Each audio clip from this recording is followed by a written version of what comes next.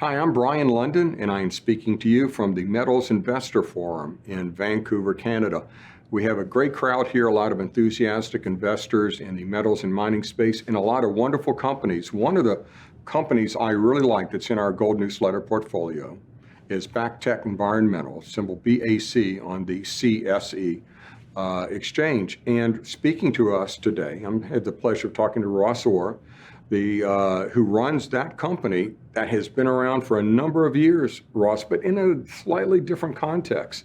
Explain the genesis of the company, what you've been doing historically, and then we'll get into why this is such an exciting new beginning for the company. Thanks. Good to be here, by the way. BacTech has a long history. It does go back to its creation.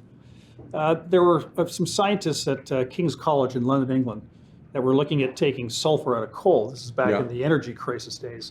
And some sharp Australians said, forget coal, we're going to do this in gold. So off they went to Perth, Australia, where the company built quite a sizable demonstration plant there. And eventually, the first plant they built was called the U&Me at the U&Me mine in Western Australia. That was followed up by another one in Tasmania that ran for 15 years called Beaconsfield. And then finally in 2001, they built a plant in China that they subsequently doubled in size to 200 tons of concentrate a day. Yeah. The other ones were sort of under 100 tons a day. And these plants did what? They process arsenopyrite, which is effectively an arsenic sulfide mineral. Yeah. And it's a refractory type of ore, meaning it's locked up. If you just use conventional technology, you'd get 5% of the gold. So something had to crack open that nut. Yeah. So bioleaching does that. If you imagine a brick wall with mortar, it's going after the mortar, and eventually everything comes crashing down in solution in these big tanks.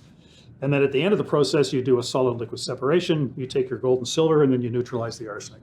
And this is bioleaching, which is, for our audience, a completely different way of attacking these kinds of deposits. It's a hydrometallurgical process versus pyrometallurgical. And pyro is dyeing. That's smelting and roasting. Yeah. Not only does it produce, noxious gases, but it leaves a lot of leftovers like arsenic trioxide that they don't know what to do with, like at the giant mine I was telling you earlier up in the Yukon, or Northwest Territories. So the process, of course, our workforce is very inexpensive because it's a naturally occurring bacteria. And what we're doing is giving them the Garden of Eden to live in. So they do in 6 days what would normally take them 20 years to do in nature when they would wake up and be stimulated by weather or rain or something. Yeah. And, the BioLeach guys that work for us are brilliant. I mean, I always sit there in awe whenever we have a meeting and just listening to them talk about what they're doing. It's really quite something. You're taking deposits and ore that would create all kinds of environmental hazards. In some cases, there are already environmental disasters existing, have to be cleaned up, and using bacteria to not only clean up that mess, but produce gold out of it. Yeah, very lucratively as well. Yeah. So what we're identifying is clusters of areas where this type of arsenopyrite is produced. Yeah.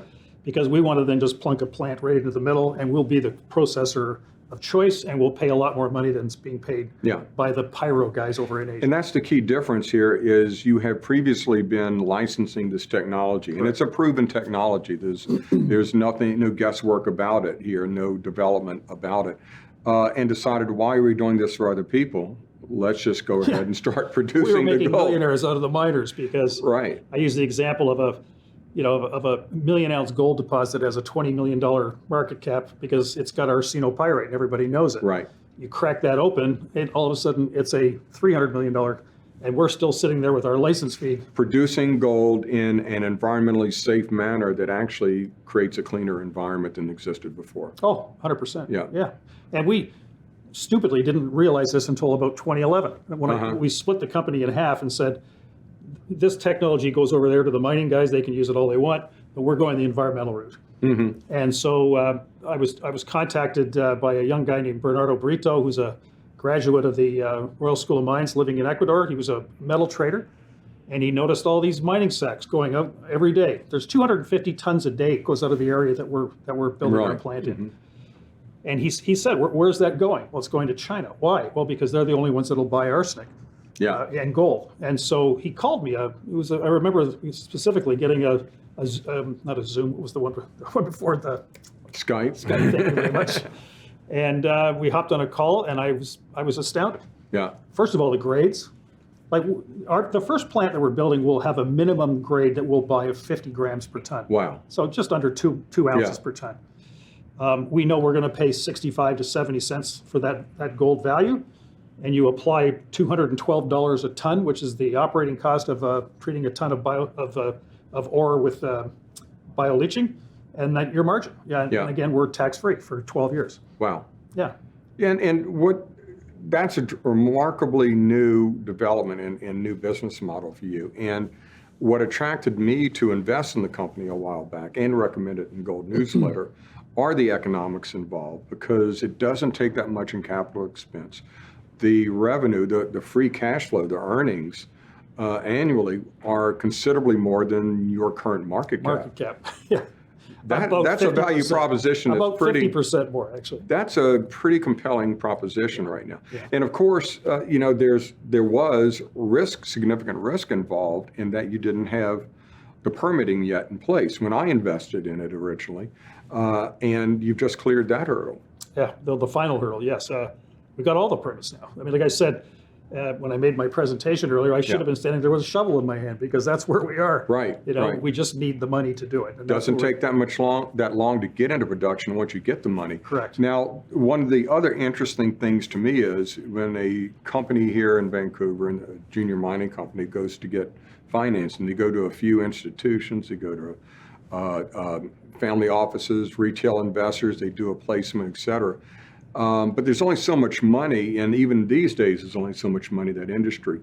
You have an ability, because you are an environmental company, to go to a much larger universe of capital, and in fact you just got the blessing or the much needed or much desired imprint from Moody's as an environmental play. Yeah, we realized that we had to get a third party validation of our technology in the project. So Moody's was a very recognizable name. Yep.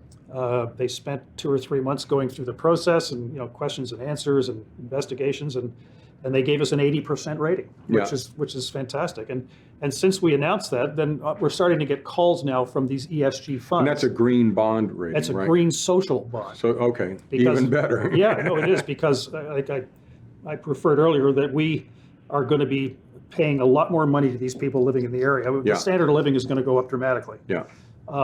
And we're there to support them. And we've made a commitment to start our hiring locally and then spiraling out from there. We're going to be hiring during the construction phase about 200 people. Yeah. And then it'll shrink down to about 40 people full time. But then we go to the second phase, which will be, like I said, adding another 200 tons a day. Yeah. The first phase, the economics are mind-blowing. Again, free cash flow far in excess of your current market cap.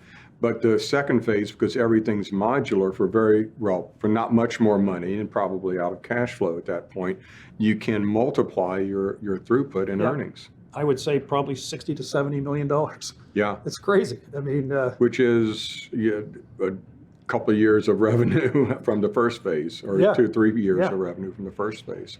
Again, it is a play that the economics are great, but the attractive thing to me at this point is that there's only one more catalyzing step, and that's the financing. Right. And it's not a lot of money. I think it's less than $20 million to actually get in production. Correct. But you are looking to finance this as a green investment. And there's so much money out there looking to deploy in green investments, clean tech, and the like. But there's a lot of greenwashing out here where these are not really green investments. Correct. Yeah, and that's why the Moody's validation was imperative for us, because, I mean, they're well known. And it's like hiring the best in the business to give you a gold star, and we got an 80% rating. Nobody's perfect, obviously. But, right, and you got that, and so you have that validation. And there's not that many investments out there in the green space that are actually green. I kind of doubt that there's very many out there that can make the kind of money that you can. So it seems to me that would be this last step that would facilitate a very significant re-rating in the market. I would hope so. I mean, that's obviously what we're shooting for. Our client base, shareholder base has been incredible.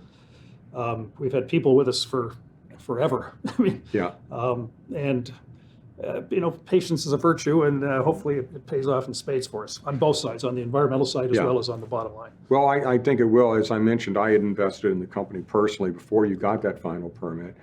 So I'm excited about where you stand right now, that next key step that I think will come. And it's just a lot of fun to have in the mining industry, something that is genuinely a green investment that's going to bring that kind of, or be attractive to that much larger universe of capital. Right. Ross, thank you so much for giving us the story today. I appreciate your time and look forward. Yes, and look forward to that next key step and the final step to getting into production. Thank you for having me here.